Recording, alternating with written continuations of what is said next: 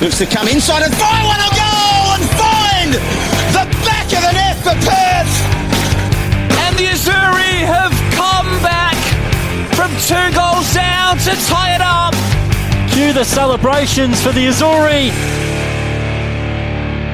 Yeah, we're back for another big episode. Welcome to the Perth SC Podcast. My name's Blaine Treadgold, back for another big episode for 2025. Powered, of course, by Lidio Fiore and the team at the Panorama Club, at Perth's premier private members club and luxury workspace, and also Camera House in Leederville, your go-to destination for Leederville and the wider Perth creative community, providing expert advice and a comprehensive range of photography and video equipment. While we're talking about photography, a big shout out to Rob Lizzie, who's been doing some fantastic work getting those photos out. We always enjoy seeing Rob's work, so a big shout out to Rob. I know he listens intently whenever the podcast is released. He's always asking me, when's it going to be released? Of course, we have taken a week off. I unfortunately have just been a little bit sick with the family, but we're back for another big episode. So, looking forward to plenty of great chats on this particular occasion.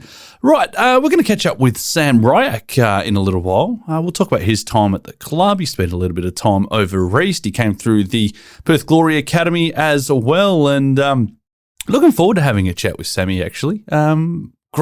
Great defensive midfielder, being thrown, I guess, a little bit into the deep end, playing a little bit of time at centre-back due to some forced changes, but looking forward to catching up with Sam as well. And Epril Nossent, she's been avoiding me like the plague, so we're looking forward to catching up with Epril, and I'm sure it will be a great discussion there. We'll chat about, obviously, that big win over Perth Redstar on the weekend. Before we get into it, though, a few notices from around the club. Of course, another big weekend just gone at Dorrien Gardens. A huge thank you to everyone who came down to support the Dylan Tumbedes match on Friday night. A fantastic crowd. Those Friday nights are absolutely brilliant down here at Dorrien Gardens. So big crowd, plenty of families and plenty of juniors that stuck around after training as well, which is great to see. Obviously, doing our best to raise that next generation as proud and passionate Azzurri and Perth Soccer Club people. So fantastic to see.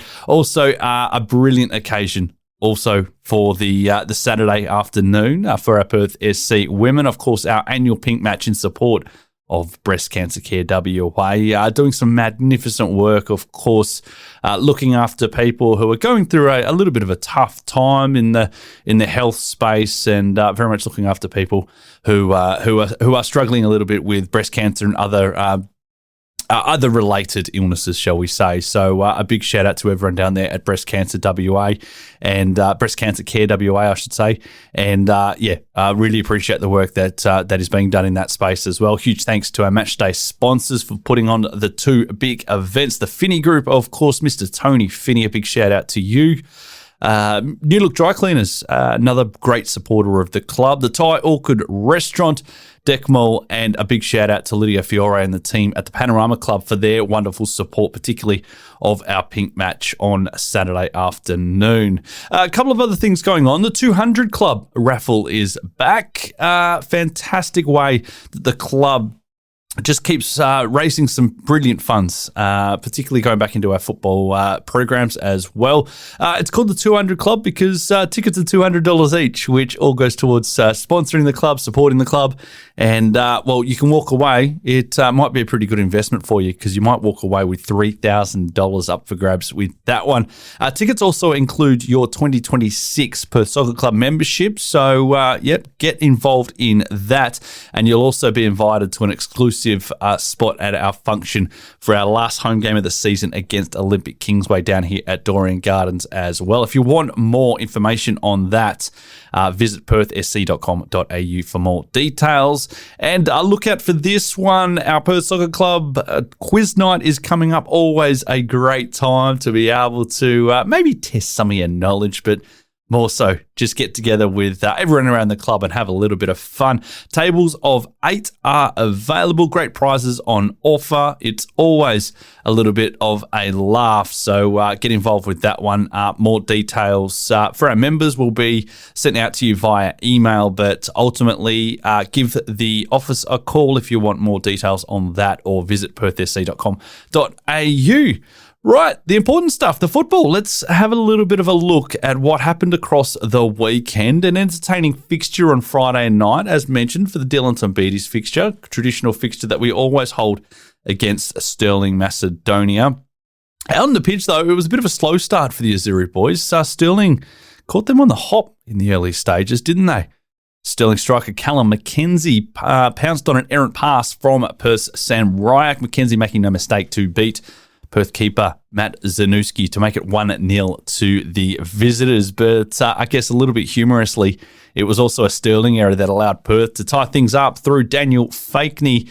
Epril Nossent putting on the hard work press to be able to force the error from Aston Montgomery to allow Fakeney to tie things up and make it 1-1. However, Stirling, they just wouldn't go away. They did restore their advantage through Ashen Nelson, who was teed up by Ewan Cameron, following a little bit of a dangerous cross that wasn't dealt with from Alex Tanevsky for Stirling to see Perth enter the sheds with that 1-goal deficit. A brighter start in the second half, it must be said, as Perth started to maybe just pile a little bit of pressure on Stirling. I'm not too sure what was said at halftime by Kenny Lowe and the coaching staff, but it seemed to work, and they were eventually rewarded through Abdul Osman following some neat build-up play. Nice little 1-2 between Jamie McNellis and Kalla. Seemed to set up Osman, and, that was where it was at 2-2. So with the game tied, both sides just not wanting to win it on this occasion. Numerous chances to find a winner, including Federico Achilles. I'm sure he'll be having nightmares about this one, missing from point-blank range following a spill from the Stirling keeper in James Bosdetz. And then it was Stirling striker Lee Griffiths. Bit of a solo run, a marauding solo run it was. And, big Matt Zanuski, those big mitts got down hard and saved a beauty in the final 10 minutes. So the final score wrapping up there, Perth Soccer Club 2, Stirling Macedonia 2. Let's take a little bit of a look at what happened elsewhere around the grounds on the in the NPL men's competition. There was also a 3-1 win, I should say, for Perth Glory over Sorrento. Balcatta and Fremantle City drew 0-0. Western Knights, they drew 1-1 with Armidale. Olympic Kingsway, they managed to get over the top of the very lowly Floreat Athena, and there was a 1-1 result there for Perth Redstar, taking some points off ladder leaders in Bayswater City. So just to have a little bit of a look at what that does look like as far as the table goes, Bayswater City still leading the way. They haven't lost a game all season. They are sitting on 36 points. Olympic Kingsway on 32 points. Perth Glory on 28 points. Perth Redstar on 24 points. The mighty Azuri, they are currently sitting in 5th and still within reach of that top 4, so they'll be looking to keep the pressure on in that regard as well. Down to 6th with Armidale, Western Knights, Stirling Lions in 8th. Sorrento in 9th, Balcatta in 10th, and Fremantle City in 11th. And then it's poor old Floreat Athena in 12. Our noisy neighbours up the road there in Leaderville with a little bit of work to do there for Floreat Athena. So that's the way it looks currently in the NPL men's competition. For our Perth women, as I said, a wonderful occasion. Saw the NPLW side kitted out in their traditional pink kits, all in support of Breast Cancer Care WA. But despite the bright kits, it wasn't the bright start that Perth were chasing, as Perth Redstar, as Quen Doan, she shot an early one across Perth's bow in the opening minute of the game, the ball cannoning back off the post. And it was a little bit of a warning sign there of what could be to come for Redstar, because they managed to get the early opener as veteran Sarah Carroll volleyed home following a Caitlin Douglas corner to give the visitors a slender advantage within the first 5 minutes. However, it was a bit of a wake-up call for Perth. It was a bit of a kick up the backside that they needed, it seemed, and it was almost like a switch had been flicked. They responded immediately through Jess Flannery, who tied it up, a loose ball, which came back off the post after the initial long-range shot from Tian McKenna. Hannah Collins was in great form. She then set up Daisy McAllister just minutes later to give Azzurri the early lead. And, it was all going on because just 3 minutes later, McAllister again, this time teaming up with Flannery to cause Redstar some huge defensive worries, made it 3-1 to the home team after 11 minutes. It was a real kind of blink and you'd miss it in those early stages. On 25 minutes, though, Perth did extend their lead once more as Collins again turned provider, this time for Flannery, slicing open the Red Star defence to beat a Red Star keeper, Gabby Del Bosco there, make it 4-1 to head into the half-time break with a real commanding lead there for the Azzurri girls. Second half, a little bit more of an arm wrestle, it must be said. Both sides just looking to kind of arrest the momentum. Unfortunate with a facial injury there for Tian McKenna. That didn't look good there for a while. There was a little bit of a scare there that she maybe had a broken nose. I'll get you more details on that as well. But it seems to just upset the flow for Perth because Tian McKenna was doing some great stuff in that kind of... It was like a little bit of a false six role, wasn't it? Because she started at the back and then she'd push up and then send those wide players down. It worked brilliantly, those tactics for Perth. But Red Star kind of chased the game. They did get somewhat of a lifeline when Caitlin Douglas was fed by Carla Bennett to finish past Dale Schroeder and make it a 4-2 scoreline.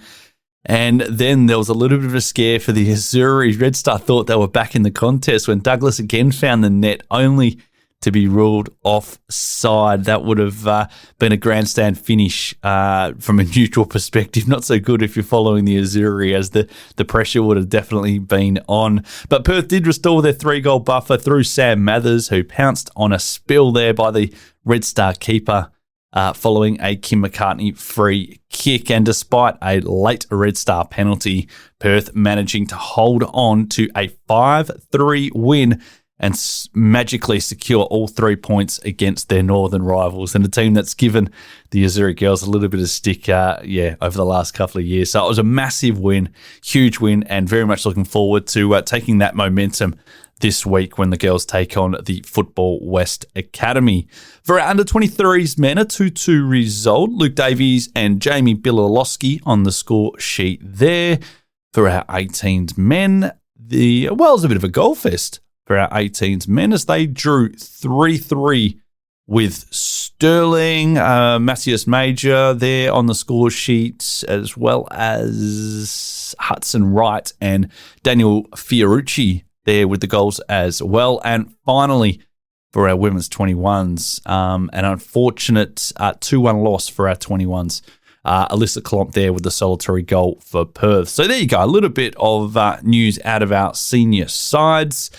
We might take a very, very quick break and we'll get into the first of our chats next. You're on the Perth SC Podcast.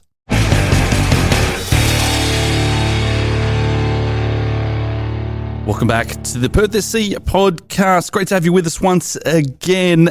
We've got Sam Riak with us to have a little bit of a chat. Interesting result on the weekend, wasn't it, against Sterling, and both teams going at each other and Perth getting themselves back into the game, which will be pleasing for the group, but ultimately having to share the points with Sterling. Sam, thanks for jumping on, mate. Thanks for giving us a little bit of time. Thank you for having me. No worries at all. Mate, first of all, back in Perth, back playing for Perth. How's things going? Oh, yeah, great. Feels good to be back home. Obviously, originally from here, moved over to New South Wales in 2022, come back early this year. So it's been good. It's good to be back home. Yeah. And obviously Perth, great club. Yeah. So it's a no-brainer, and got Kenny here as well. So it's good to be back here. You worked with Kenny previously? Yeah, I did. Yeah. So Kenny actually through NTC.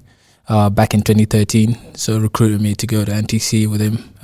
Played under him for a bit before he got the Glory job. And then in 2020, he signed me again for ECU. Now Perth Redstar. So over work with Kenny. Always good to work with him as well. Yeah. You've played a pretty important role this year with this Perth side, ultimately as a 6, but you've had to be thrown back just due to some injuries and a little bit forced hands there, mate. How are you seeing things at the moment from your role? Oh yeah, obviously my preferred position is 6. I've always played as a 6, but obviously needed to fill in, especially with the way Kenny plays. It makes it a lot easier for sort of a midfielder to go play centre back, because you've got the ball all the time and just about playing with the ball really. Obviously the defensive side of things is where when I play in the midfield, I'm not the most technical player, sure. But I think he sees me that I could play centre back as well, and I don't mind playing centre back. I did actually play centre back for when he was the head coach at Glory for his youth team, and he wanted me to play centre back then, so it's sort of thing that, it doesn't really bother me. It's an interesting role at 6 at the moment, because a lot of coaches will have that back 4 but split those, and then the 6 kind of jumps in there. So, I mean, ultimately, you either play high or you're playing kind of more deep. Yeah. Now, obviously, with Kenny, it's like possession-based sort of football. So he always wanted me to drop in to a 6 to find more space, to centre back to find more space, and that way it gives the more attacking players a bit of room in the middle, and also get the fullbacks to go a bit higher. So it's like it's a style of play that everyone in the team, especially now we've got a young team and everyone is getting to know. Everyone has been doing it, so it just whoever plays 6 really, you see it every week. They drop in between the centre backs and they come play from there. So yeah. I guess just as far as those centre-back stocks being out, Curtis Mogg, a huge loss. We've spoken about him throughout this podcast series.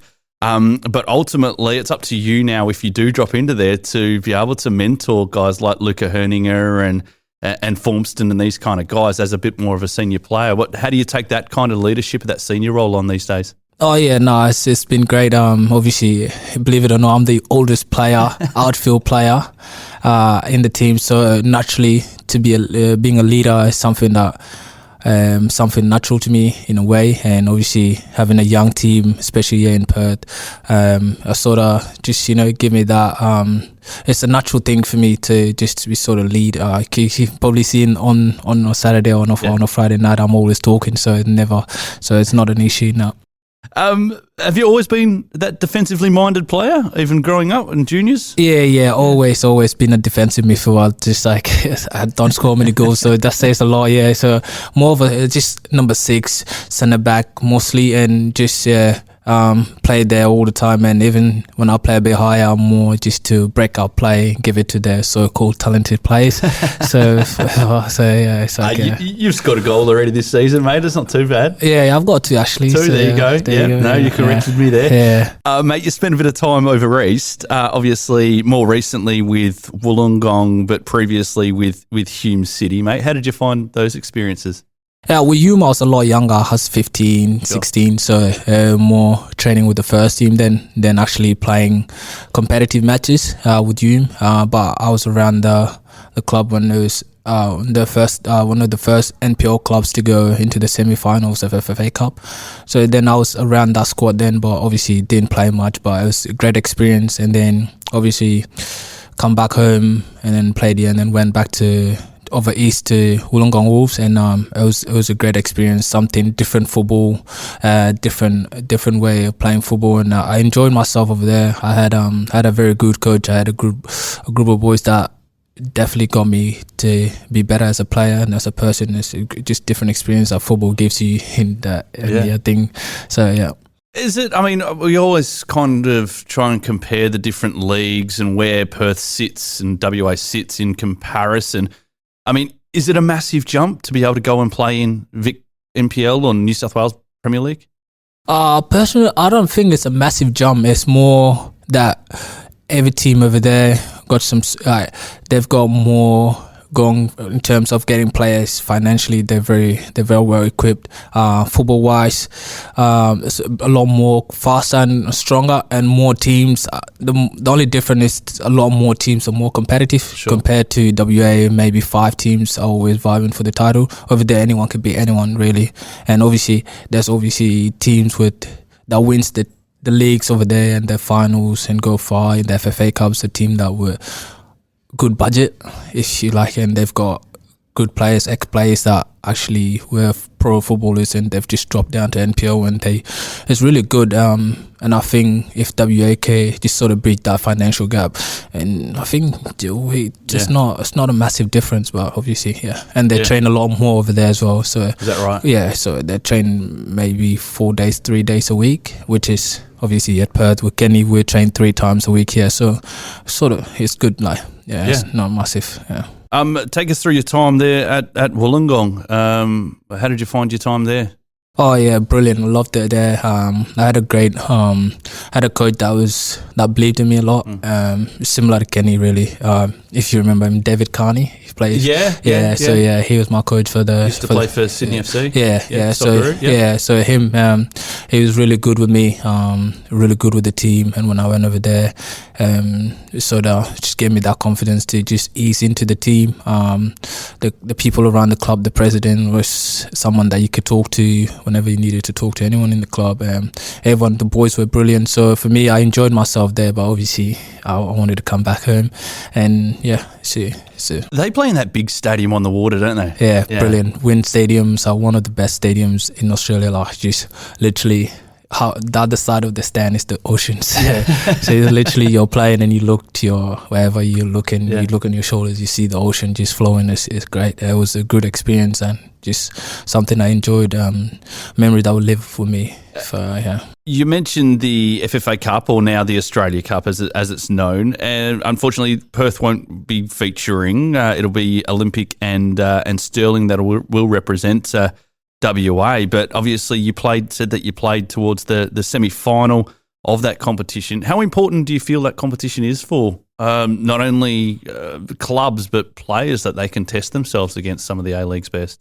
No, it was great. When I was at UM, obviously, like I said, I was just around the first team. I didn't play at all, but just being around it at that time, it was massive for the club, for the people that the Turkish community in that is a Turkish background. It was massive, and just before they got into the semis, it was like the run they had was incredible. The fan would just turn up and they would just fill out the stadium, and I remember on the day we had to travel to the stadium, was unbelievable. We had to go in the club room early in the morning, have breakfast, bars game. We got on the bars. We had lunch at the club, and it was massive and just unbelievable experience. Only lost the game 1-0 to Melbourne Victory. So it gives you, even you're not a certain level with some sort of A-League players, and it gives you that belief, like you're not just gonna go there and make up numbers. You actually compete, and I think with Olympic in it this year,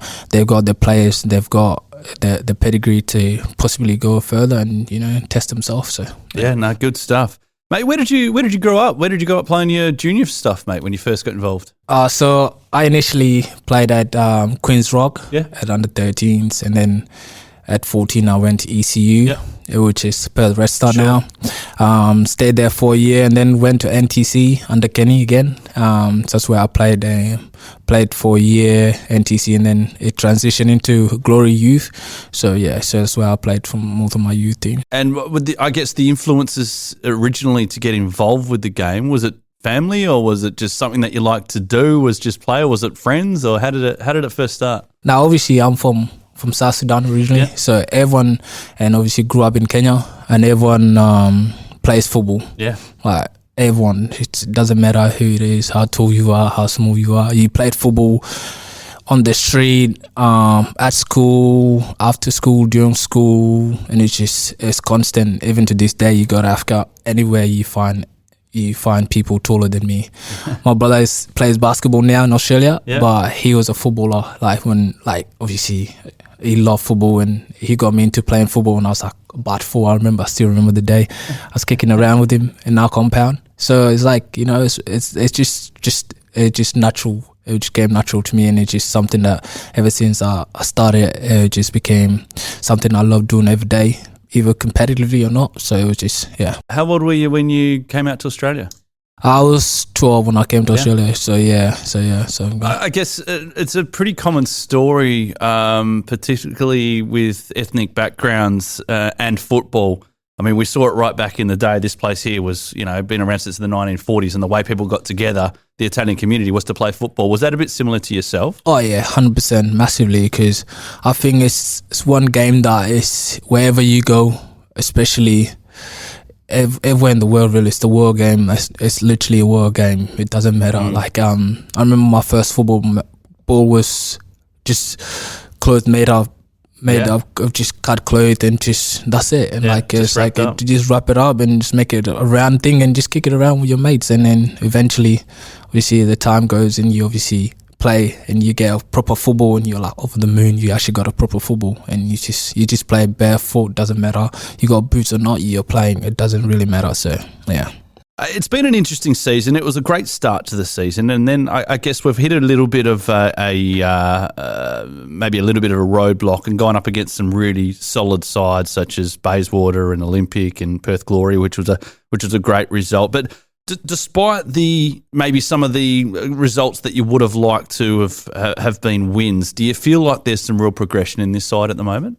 Oh yeah, massively. I think with the way we play, it's we always. I don't feel like we've been dominated apart from maybe after 30 minutes after Olympics. So I think that's a game that where we sort of like but there's always something to improve on, and it's always that we feel like we're getting better as we go. Plus we're very young, and obviously with a young team, it's sort of it's not expected, but it sort of like goes up and down. The consistency will have to be better going forward if we want to win things, and that's one thing that we within our playing group, that's something that we've chatted about, and we say we need to be better winning certain games. There's certain games this year for sure we should have won, because like I said, we'll dominate most of the games, and obviously either we look at ourselves and be like, you know what, we could have won that game, but just getting better in things that we don't do too well in certain moments. But once that start clicking again, I'm pretty sure we can win some football matches and be successful. Yeah. Mate, recently you had to serve a bit of a suspension, and I'm wondering, and I think everyone's probably wondering, what was the fine with the boys? Oh, it's $100. No, so it's like, I don't know why he sent me off. I can happily take that, obviously $100, but I was asking a question. Yeah. I didn't do anything like to warrant that, but it is what it is, and we move past that now. Mate, as we push into the second half of the season, what's the feeling like, mate? And what are some of the benchmarks that you want to be hitting as a group? Obviously, we've got goals like we want to hit comes to end of the season, but we're gonna take it game by game. Obviously, like we said before, we're just gonna work on things. We work on things each week, different game, different scenarios, and that's what Kenny is very good at. To see different opponents, and we work a certain way to obviously match what they're trying to do, and also ultimately it's all about us. It's nothing ever about the opponents, and but we're just trying to take it game by game and just get the results needed to hit our target. We got our target. We'll keep that in house. Yeah, no, that's fine, mate. So yeah, for sure. Sorrento this week, just before we let you go, a really positive result against them earlier in the season, mate. How do you make sure you back it up at home this weekend? Oh no, just to start bright, play to our principles, and just do what we've always done throughout the season, but be more clinical, take our chances, and just play the way we want to play. If we play the way we want to play and execute the things that we want to execute, I'm confident that we can win the game. Sammy, thanks for giving us a bit of time, mate. All the best for the weekend. Cheers, mate. Thank you very much. Appreciate it.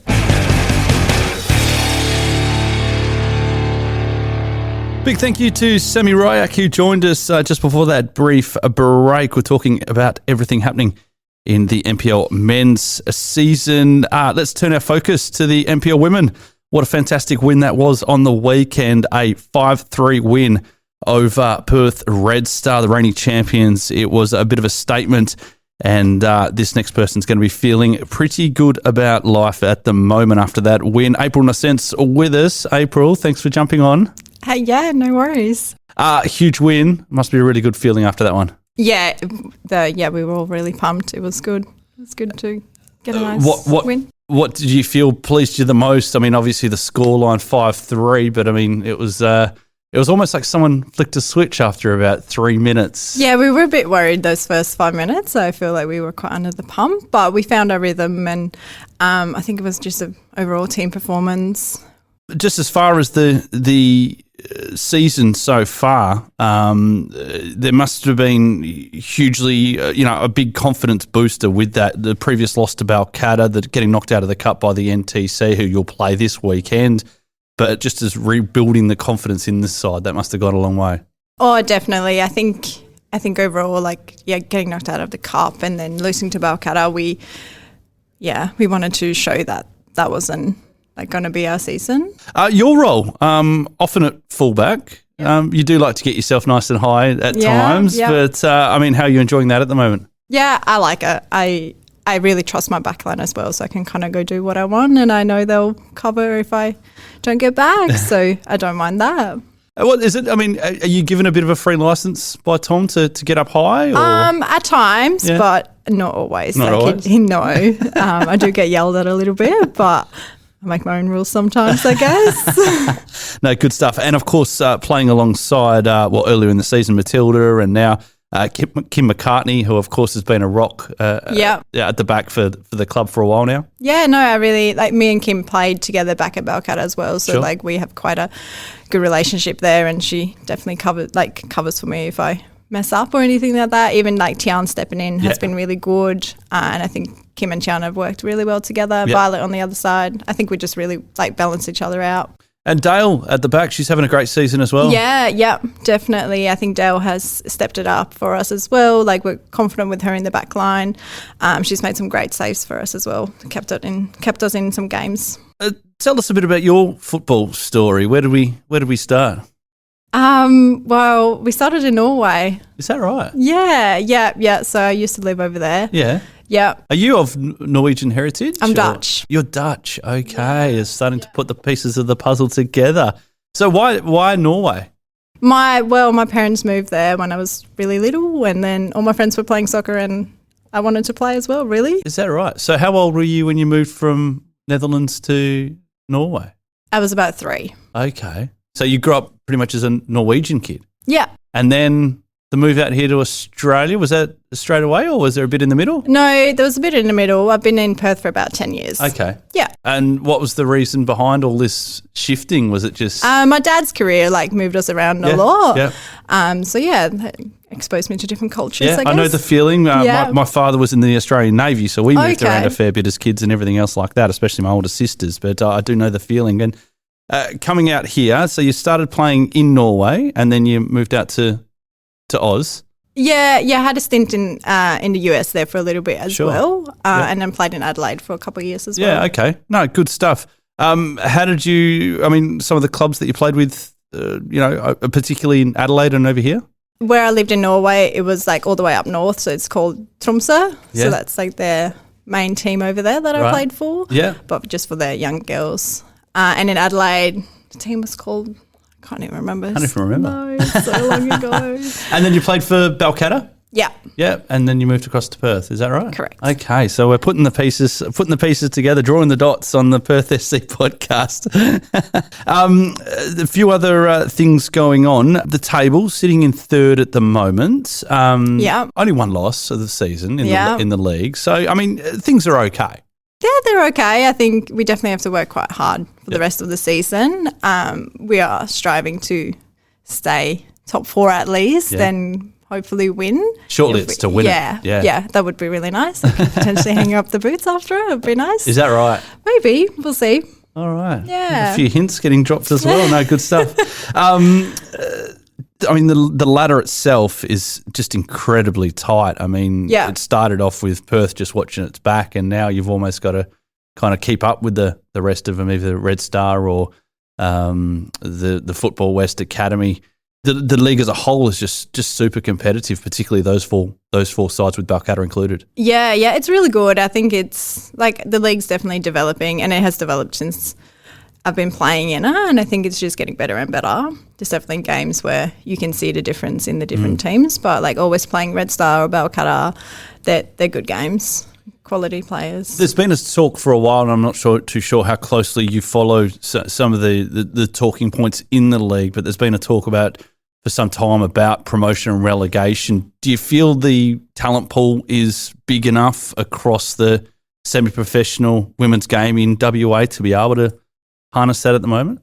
I'm not really sure. I think it would, I'm not sure. I think it would be a stretch. But I think it's possible.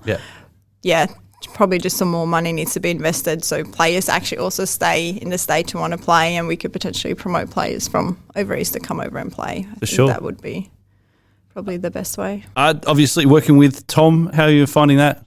Yeah, it's been different. Yeah. It was last year coming over here with Brogan. It was different as well, but I think Tommy has his way of that he wants to play, and he it's been good. Besides, obviously, what he's trying to implement tactically, technically, I mean, how's the feeling within the side and the culture currently? How do you feel everyone's getting on, essentially? I actually think it's one of the best team environments I've been in, change room. The girls get on so well. I think it's really it's great to see, and I wish I had that when I was their age as well. I think it's one of the most important things. Even having travelled so much, soccer becomes your family, and I think it's really important for the culture and the way we play as well. We all support each other. Obviously, the game on the weekend played a bit of extra significance for the Pink game as well. It must be just nice to be able to participate in things like that and have a bigger cause, I guess, rather than the football. Yeah, and that's, I think, what Perth is about as well. They try and support bigger causes. They try to create that community, and I think the Pink round for that was really, really good for us as well. This game this week, huge against the Football West Academy. Is there a bit of a bug in the bonnet about getting knocked out of the cup by them a couple of weeks ago? Of course, definitely, and I think going out on penalties as well. Tough. Not the best way to go, but it is what it is. We will definitely put our best foot forward on the weekend. And how do you like playing down at Sam Kerr? Yeah, it's good. Good facility. Especially for finals and all that, they put on a good atmosphere. It's nice. It's not quite Doreen Gardens. Not Doreen Gardens, but it will do. What do you feel you have to do well before we let you go to get the points on the weekend? The performance we put on the weekend, I think. Work as a team, do what we worked on in training this week as well, and just score the goals, score our opportunities. Yep. No, good stuff. I know you're a bit nervous doing this, so thank you. That's all right. No worries.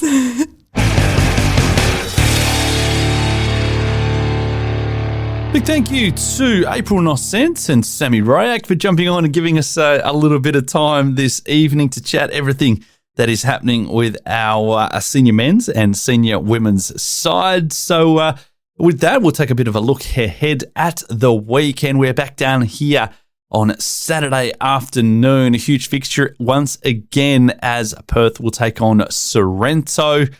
Senior men, of course, at 3 p.m. Looking forward to that. But get down nice and early. You can support our 18s at 11 and our 23s at 1 p.m. So another big fixture and another big 3 points up for grabs to keep a little bit of a touch on that top four in the NPL men's competition. On the Sunday, it is another big fixture, it must be said, another big test, and there might just be a little bit of a bug in the bonnet of our senior women as they'll take on the Football West Academy. Of course, the Football West Academy responsible for knocking our girls out of the State Cup on penalties just a couple of weeks ago now, so that might be front of mind as a little bit of motivation. We'll see how it all goes, but that is happening on the Sunday.